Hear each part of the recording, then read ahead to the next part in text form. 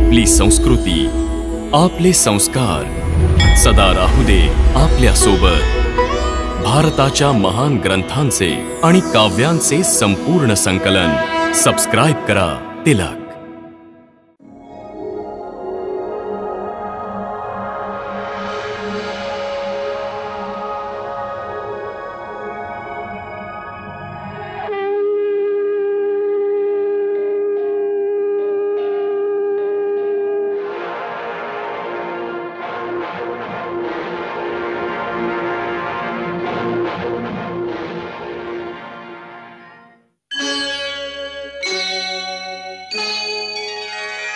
कृष्णा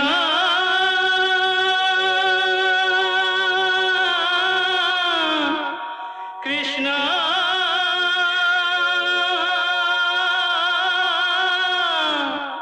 हरे कृष्णा हरे हरे।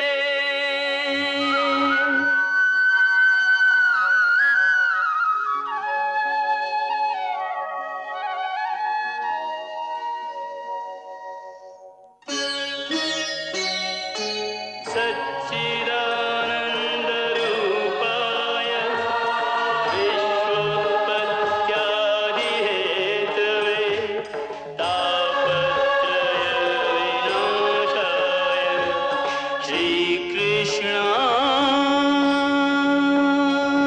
वयं नमः।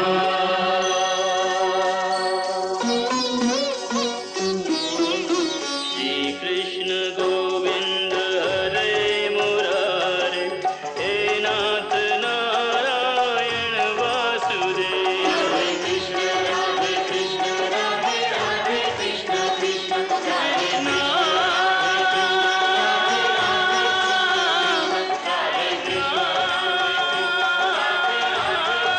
कृष्ण राधे कृष्ण हरे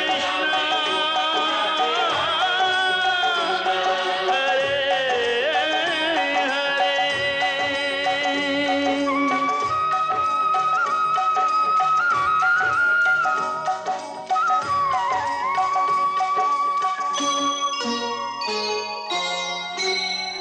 श्रीमद भागवताची ही दिव्य कथा जी नारदांनी सनत कुमारांकडून ऐकली, त्याच अमर कृष्ण कथेला पुढे जाऊन संसारिकांच्या कल्याणासाठी सुतांनी पुन्हा नैमिषारण्यात एकत्र आलेल्या शौनकादी ऋषींनाही ऐकवली।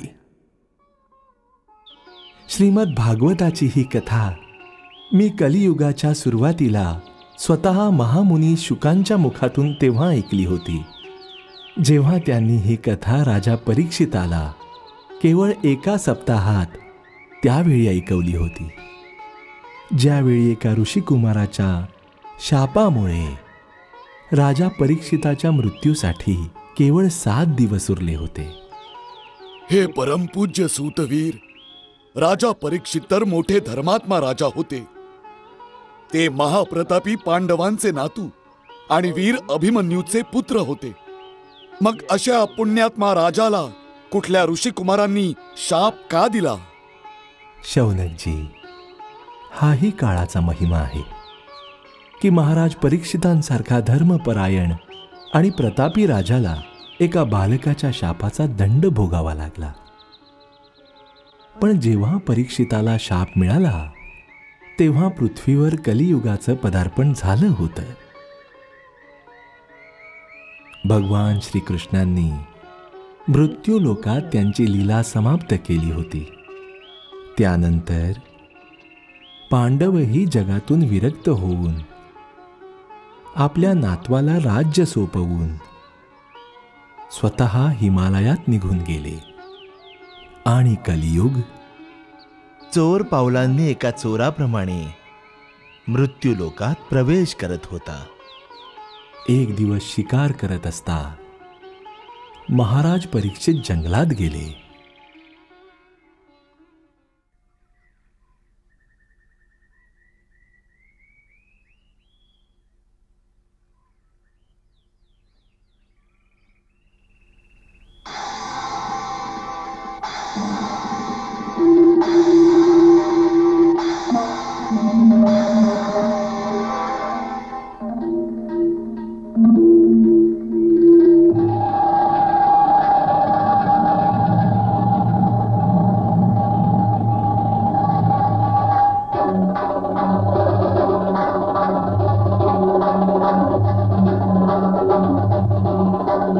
अशा प्रकारे माझा मार्ग अडवणारा कोण आहेस तू?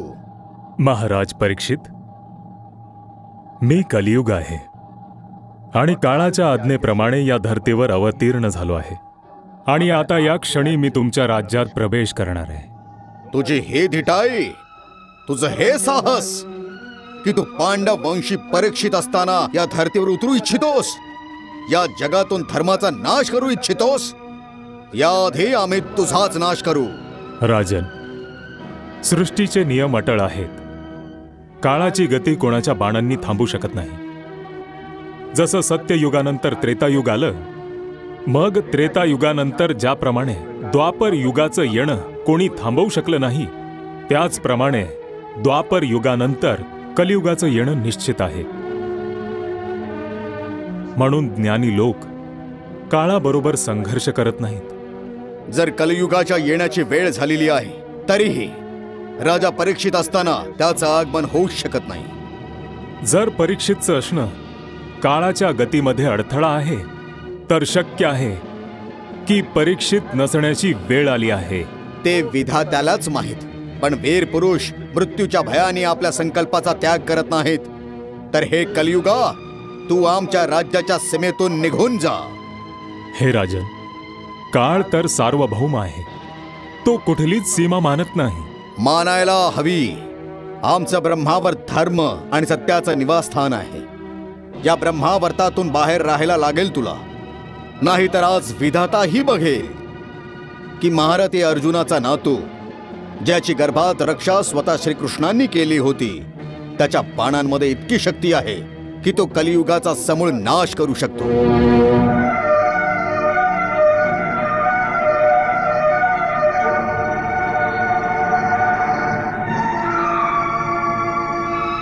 राजन, तुमचं वचनही पूर्ण होईल आणि सृष्टीचा नियमही मोडणार नाही. यासाठी मी तुमच्या जीवन काळात स्वतःला काही सीमांमध्ये बांधणं स्वीकार करतो. राजन, मी तुम्हाला शरण आलोय आणि शरण आलेल्यांना स्थान देणं हा तुमचा धर्म आहे. म्हणून मला ते स्थान सांगा जिथे मी राहू शकेन.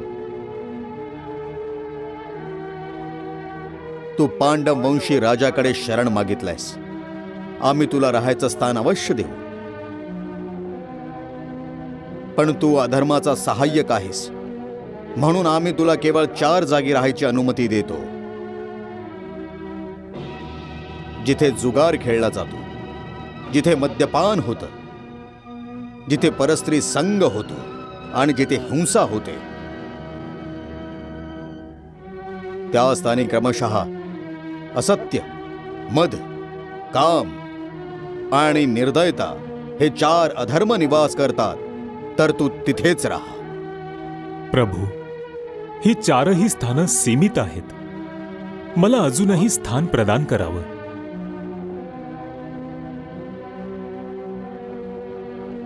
ठीक आहे मग.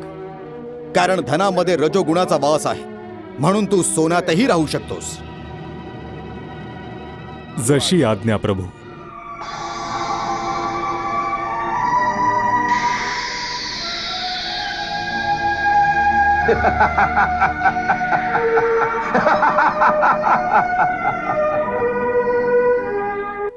महाराजांच्या शिरावर सोन्याचा मुकुट होता.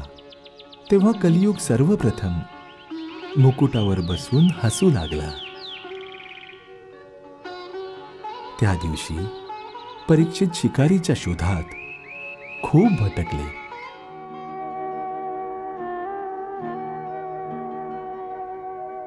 तहान भुकेमुळे त्यांची वाईट दशा झाली होती. संध्याकाळी थकून भागून ते शौमिक ऋषींच्या आश्रमात पोचले.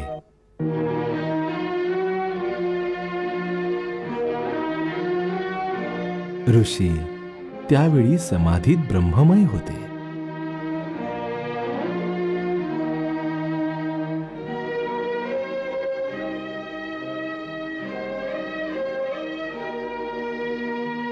आम्हाला तहान लागली.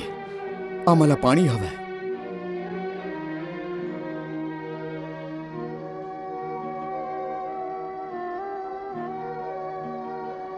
इथे अजून कोणीच नाहीये का?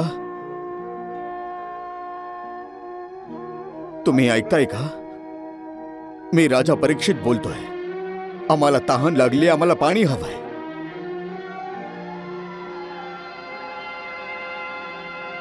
तुम्हाला ऐकू येत नाहीये का?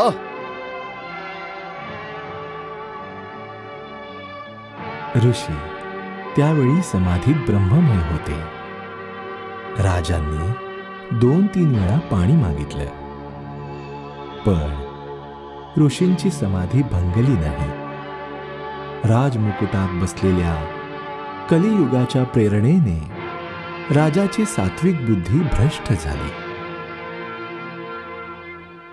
हा कोणी पाखंडी आहे. खोटेपणाने समाधीचं ढोंग करून स्वतःचा प्रभाव टाकू इच्छितो. राजाचं स्वागत नाही, आसन नाही, पाणीही नाही विचारलं. याच क्षणी या दुष्टाचा वध करायला हवा.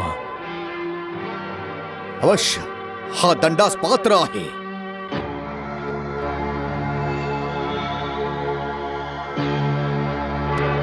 पण राजांनी आपल्या पूर्वसंस्कारांमुळे स्वतःला ते पाप करण्यापासून रोखले.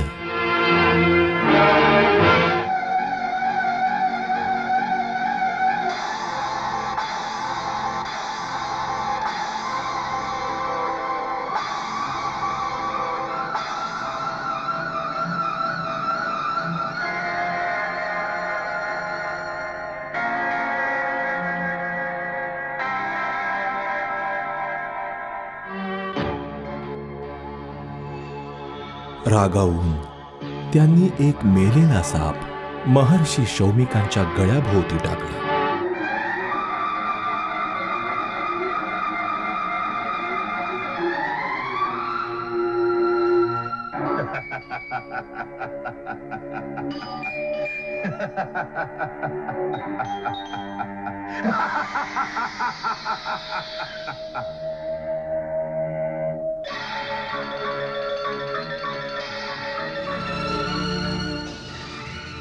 शौमिक ऋषींचा पुत्र शृंगी खूप तेजस्वी बालक होता. तो त्यावेळी नदीत स्नान करत होता. दुसऱ्या ऋषिकुमारांनी तिथे जाऊन त्याला सर्व वृत्तांत सांगितला की कशा प्रकारे एका राजाने त्याच्या पित्याचा अपमान केला आहे.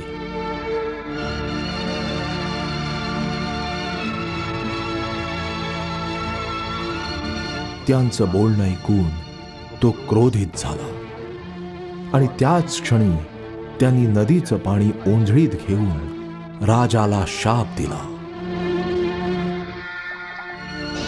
ज्या अहंकारी आणि मूर्ख राजाने माझ्या महान पित्याचा असा अपमान केला आहे, तो महापापी आजपासून 7व्या दिवशी तक्षक नागाच्या दंशामुळे त्याच्या प्रचंड विषाग्नीत जळून भस्म होईल. हा माझा शाप या जगात कोणाच्याही टाळल्याने टळू शकणार नाही.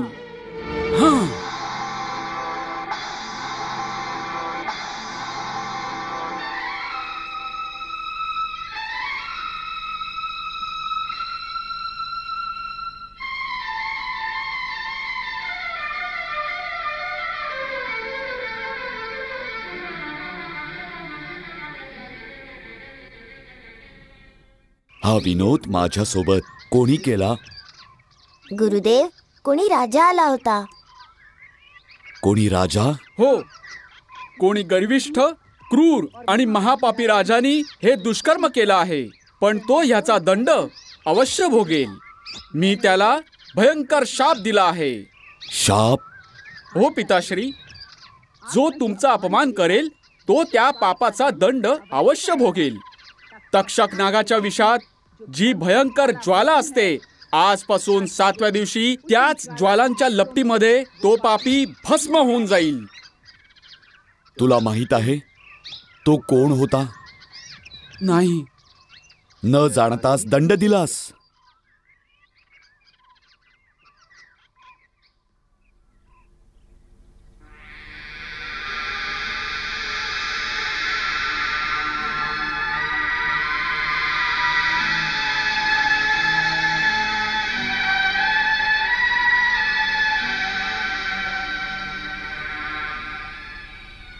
वत्सा, तू मोठा अनर्थ केलास. एक खूप यशस्वी धुरंधर सम्राटाला ह्या छोट्याशा चुकीसाठी इतका भयानक शाप दिलास. तो परमभक्त, गौ आणि ब्राह्मणांची रक्षा करणारे, आपल्या प्रजेला अपत्याप्रमाणे पाळणारे असे राजर्षी आहेत, ज्यांचा सन्मान देवताही करतात. मूर्ख मुला, असा राजा नसल्यामुळे जगात जो अनाचार पसरेल त्याने वैदिक आर्य धर्माचा शेवट होईल. लोक निराधार होतील. या पापात तुलाही भागीदार केलं जाईल. तू हा सगळा विचार न करता शाप देऊन हे सिद्ध केलं आहेस की अर्धी बुद्धी असणाऱ्याला अधिक शक्ती देता कामा नये.